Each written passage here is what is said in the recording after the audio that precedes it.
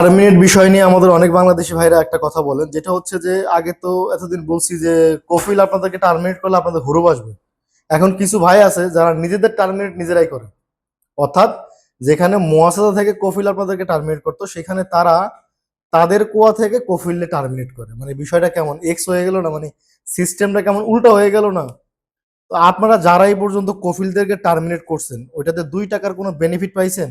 আপনি টার্মিনেট করার পর আপনি কাফালা হইতে পারছেন? অর্থাৎ আপনি কি টার্মিনেট করছেন? আপনি কন্ট্রাক্ট টার্মিনেট করছেন। তো কন্ট্রাক্ট টার্মিনেট করার পর আপনার কন্ট্রাক্ট না থাকলে আপনার অটোমেটিক হুরুপ চলে আসে।